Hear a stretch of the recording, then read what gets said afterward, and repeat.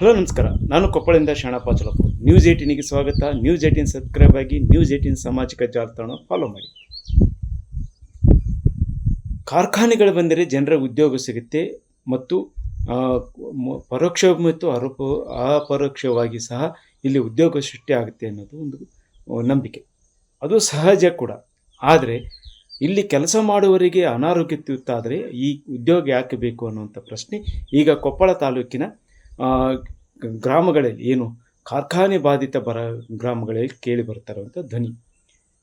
ಕೊಪ್ಪಳ ತಾಲೂಕಿನಲ್ಲಿ ಗಿಣಿಗೇರಿ, ಹಿರೇಬಗನಾಳ ಈ ಭಾಗದಲ್ಲಿ ಒಂದೇ ಕಡೆ ಸರಿಸುಮಾರು 23ಕ್ಕೂ ಹೆಚ್ಚು ಬೃಹತ್ ಉಕ್ಕು ಕಾರ್ಖಾನೆಗಳಿವೆ. ಈ ಉಕ್ಕು ಕಾರ್ಖಾನೆಗಳಿಂದ ಉಗುಳುವ ಹೊಗೆ ಹಾಗೂ ಧೂಳು ಈ ಪರಿಸರವನ್ನೇ ಹಾಳು ಮಾಡಿದೆ.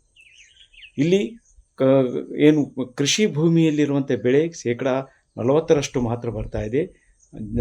ದನಗಳು ಬರಡಾಗ್ತವೆ, ಅಂದರೆ ಅವು ಬಂಜೆತನ ಬರ್ತಾ ಇದೆ. ಇದರ ಜೊತೆಗೇ ಇದು ಮನುಷ್ಯರ ಮೇಲೆ ಪರಿಣಾಮ ಬೀರುತ್ತದೆ.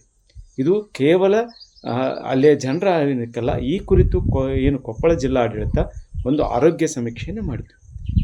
ಕಳೆದ ತಿಂಗಳು ಈ ಕುರಿತು ಒಂದು ಹೋರಾಟ ನಡೆದಾಗ ಇಲ್ಲಿಯ ಜನರ ಒಂದು ಬೇಡಿಕೆಗೆ ಅನುಗುಣವಾಗಿ ಆರೋಗ್ಯ ಇಲಾಖೆ ಮತ್ತು ಕೊಪ್ಪಳದ ಕಿಮ್ಸಿನಿಂದ ಕೊಪ್ಪಳ ತಾಲೂಕಿನ 6 ಗ್ರಾಮಗಳು, ಹಿರೇಬಗನಾಳ, ಚಿಕ್ಕಬಗನಾಳ, ಲಾಚಿನಕೇರಿ, ಕುಣಿಕೇರಿ ಮತ್ತು ಅಲ್ಲಾನಗರ, ಈ ಗ್ರಾಮಗಳಲ್ಲಿ ಒಂದು ಹೆಲ್ತ್ ಸರ್ವೆಯನ್ನು ಮಾಡಿದಾಗ ಅದರಲ್ಲಿ ಒಟ್ಟು 12,757 ಜನರುಗಳಲ್ಲಿ ಅದರಲ್ಲಿ 1,963 ಜನರಿಗೆ ವಿವಿಧ ಕಾಯಿಲೆಗಳಿರುವುದು ಬಹಿರಂಗಗೊಂಡಿದೆ.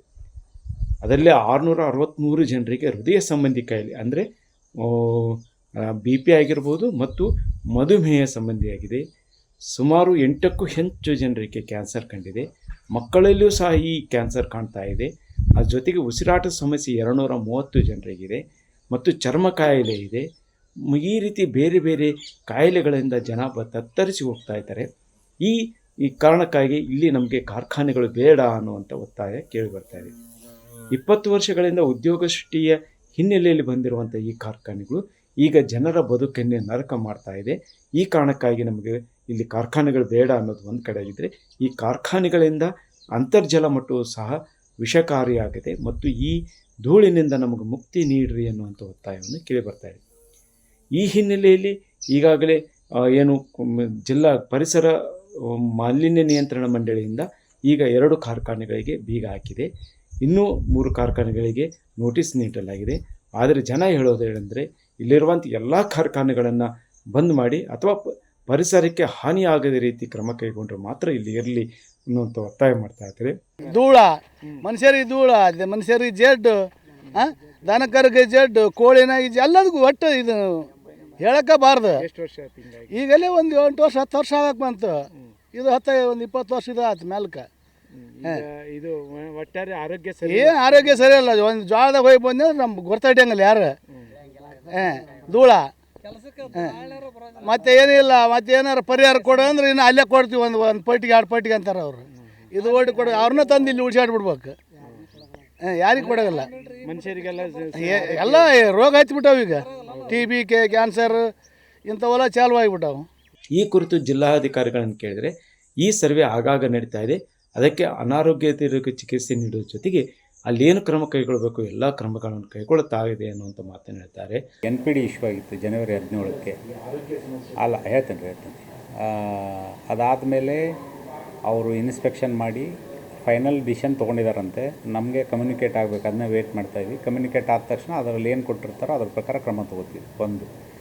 ಎರಡನೇದ್ದು, survey continuous process. Not only ಈ ಭಾಗ, ಎಲ್ಲ ಕಡೆಗೂ ಕೂಡ ನಮ್ಮವರು NCD ಸರ್ವೆ, ಬೇರೆ ಸರ್ವೆಗಳನ್ನ ಮಾಡ್ತಾ ಇರ್ತಾರೆ.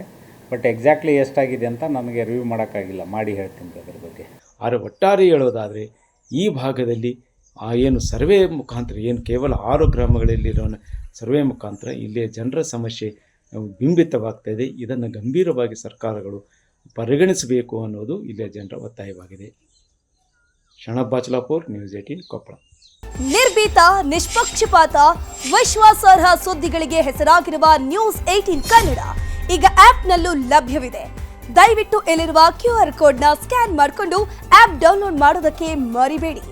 ನಿಮ್ಮ ಬೆಂಬಲ ಹೀಗೆ ಸದಾ ನಮ್ಮೊಂದಿಗಿರಲಿ. ಧನ್ಯವಾದ.